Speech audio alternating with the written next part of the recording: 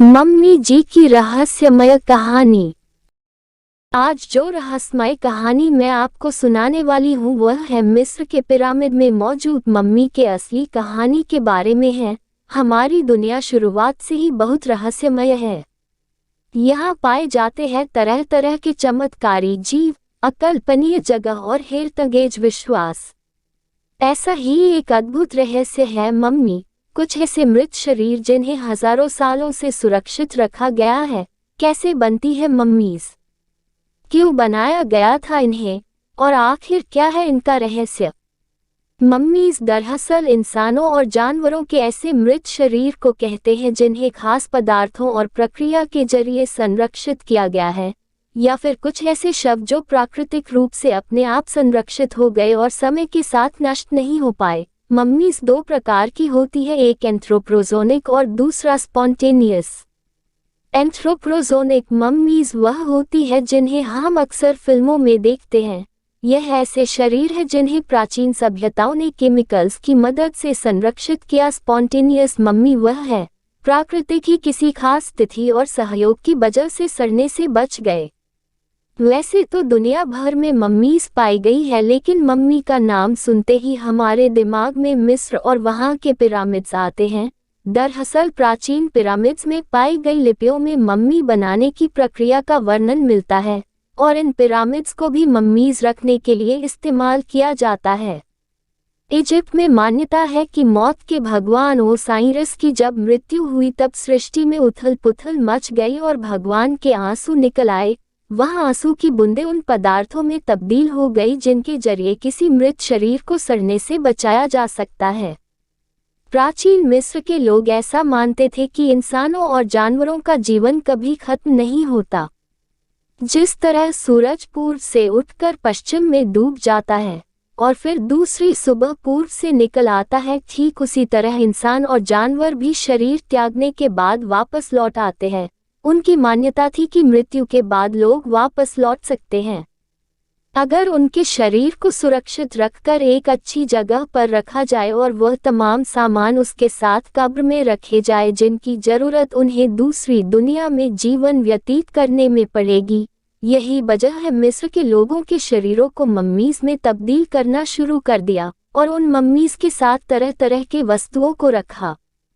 हालांकि मृत्यु के बाद जीवन का विश्वास मिस्र के लोगों में काफी पहले से था, इसलिए पहले भी मृत शरीर को एक गड्ढे में डाला जाता था और शरीर के साथ जरूरत का सामान जैसे मिट्टी के बर्तन और जवाहरात डाले जाते थे।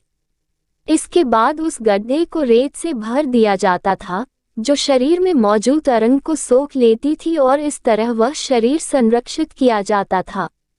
यह तरीका काफी बुनियादी था और खास कारगर नहीं था, इसलिए आगे चलकर इसमें संशोधन किया गया और उन गड्ढों के अंदर मिट्टी से बनी हुई ईंटें रखी जाने लगी और शरीर को जानवरों की खाल में लपेटकर रखा जाने लगा। इसकी वजह से एक और समस्या उत्पन्न हुई जिसकी वजह से लाशें सड़ने लगी। अंत में ममिफिकेशन की प्रक्रिया अपने शिखर पर पहुंची। इसमें नाक के जरिए लोहे के हुक से दिमाग को बाहर निकाला जाता था। बचे हुए दिमाग के पदार्थ को औषधियों की मदद से साफ कर दिया जाता था। इसके बाद पेट के अंदर से समस्त अंगों को निकाला लिया जाया था। फिर शरीर को अच्छे से धोया जाता। शरीर के अंदर लोबान और केशिया डाला जाता था और साथ ही सुगंधित जड़ी बूटियां डालकर उसे सिला जाता था। फिर 70 दिन के लिए शरीर को छोड़ दिया जाता था और फिर 70 दिन के बाद शरीर को फिर से अच्छे तरह धोकर सफेद कपड़े से ढक दिया जाता था जिसमें ढेर सारा गम लगा होता था। उस समय में ऐसी मान्यता थी कि फेरोज को मृत्यु के बाद जीवन मिलता है। 2020 के आसपास यह मान्यता बदल गई। लोगों ने माना कि सभी जीवों का मृत्यु के बाद जीवन होता है, लेकिन ममिफिकेशन की यह प्रक्रिया उस समय इतनी महंगी थी कि ज्यादातर लोग इसका खर्चा नहीं उठा पाते थे। पाई गई मम्मीज में से कुछ ऐसी मम्मीज भी थी जिनके साथ श्राप जुड़ा हुआ था। श्राप कुछ ऐसा था कि मम्मी के ताबूत को खोलने वाले का बुरा वक्त शुरू हो जाता है। लोगों का मानना था कि शायद इन मम्मीज को चोरों से बचाने के लिए ऐसी कहानियां बनाई गई। लेकिन कुछ मम्मीज से जुड़ी घटनाएं ऐसी थी कि बड़े बड़े आर्कियोलॉजिस्ट को भी श्राप वाली बात माननी पड़ी थी। बात करते हैं ऐसे ही एक मम्मी के बारे में, जब सन 1860 में 5 लोग ऑक्सफोर्ड यूनिवर्सिटी से ग्रेजुएट होकर इजिप्ट की सैर पर निकले। अपनी इस ट्रिप को यादगार बनाने के लिए एक कॉफिन खरीदी थी।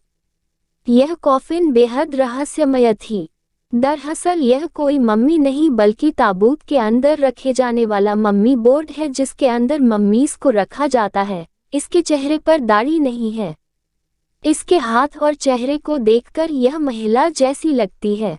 इस कॉफिन की क्वालिटी बहुत अच्छी थी, जिससे यह पता चलता है कि यह किसी ऊंची पदवी की महिला थी, और ऐसी कॉफिन उन महिलाओं के बनाई जाती थी आमीन रह के मंदिर में पूजा करती थी। अपने ट्रिप से वापस आते समय उन 5 लोगों में से 2 की मृत्यु हो गई। तीसरा व्यक्ति मिस्र के कायरो शहर पहुंचा और उसने गलती से खुद के हाथ में गोली मार ली, इसलिए उसके हाथ को काटना पड़ा। एक व्यक्ति जो सही सलामत इंग्लैंड पहुंचा, उसकी किस्मत इतनी खराब हो गई कि वह अपनी सारी संपत्ति जुए में हार गया। इसके बाद वह अमेरिका पहुंचा और वहां भी बाढ़ और आग के कारण उसकी पूरी संपत्ति नष्ट हो गई।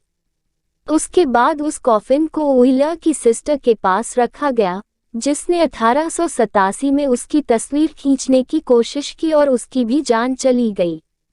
अब तक तो लोगों को अंदाजा हो गया था कि यह कॉफिन श्रापित है, लेकिन इसकी कहानी यही खत्म नहीं होती। आज यह लंदन की म्यूजियम में रखी हुई है और इसे आर्टिफैक्ट नंबर 22,542 और अनलकी मम्मी के नाम से जाना जाता है। इस आर्टिफैक्ट को वर्ल्ड वॉर 1 के लिए जिम्मेदार ठहराया गया। जर्नलिस्ट रॉबिन्सन ने महीनों तक इस आर्टिफैक्ट पर जांच की। वो डेली एक्सप्रेस के लिए एक कलम लिखना चाहते थे कि इस आर्टिफैक्ट से जुड़ी सारी धारणाएं गलत है और यह श्रापित नहीं है, लेकिन अपनी जांच के दौरान उन्हें एहसास हुआ कि यह बातें दरअसल सत्य हैं। इससे पहले कि वह अपनी जांच पूरी कर सकते, अचानक उनकी भी मृत्यु हो गई।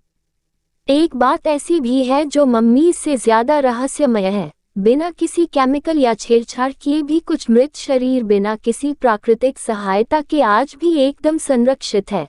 इन्हें इनकर्प्टेड सेंस कहा जाता है। यह ऐसे संत थे जिन्होंने अपनी चेता का इतना पवित्रीकरण कर लिया था कि उनका शरीर लगभग अमर बन गया था। इसके बाद उनकी आत्मा ने शरीर का त्याग किया और उनका शरीर आज भी बिना सड़े बेहतर हालत में मौजूद है। दोस्तों, आपको मम्मीज की यह रहस्यमय कहानी कैसी लगी कमेंट करके जरूर बताएं और इस कहानी को दूसरों के साथ शेयर भी जरूर करें।